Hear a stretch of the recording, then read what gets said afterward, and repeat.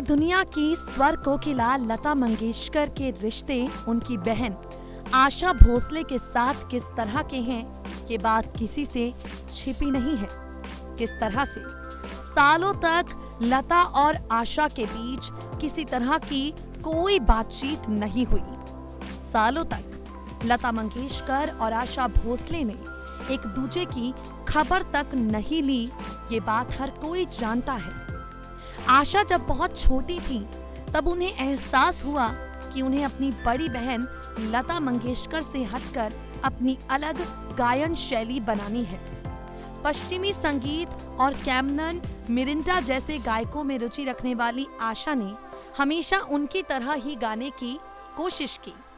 शास्त्रीय संगीत की ट्रेनिंग से हटकर अलग अलग तरह की धुनों में नए एक्सपेरिमेंट्स करने की कोशिश बचपन से ही आशा भोसले करती रही हैं। और हाल ही में एक इंटरव्यू में उन्होंने एक बड़ा खुलासा किया अपनी बहन लता मंगेशकर पर, लता मंगेशकर के गानों पर, और साथ ही ऐसी बातें उन्होंने कही जो फिलहाल हर जगह वायरल हो रही हैं। लता मंगेशकर जो 90 साल की हो चुकी हैं, उनके गाने का तरीका बिल्कुल अलग है। लता मंगेशकर के गाने की शैली बिल्कुल अलग है और आशा भोसले की बिल्कुल अलग, ये बात हर कोई जानता है। तो हाल ही में जब पहुंची आशा भोसले, यहाँ पर उनसे कई तरह के सवाल किए गए और इन सवालों के बीच में आशा ने बताया उनके किसी शास्त्रीय और पश्चिमी कंपोजिशन के प्रयास ने उन्हें विश्व संगीत की दुनिया में अपनी अलग पहचान बनाने की प्रेरणा दी। ये बात लता मंगेशकर पर आशा भोसले ने कही।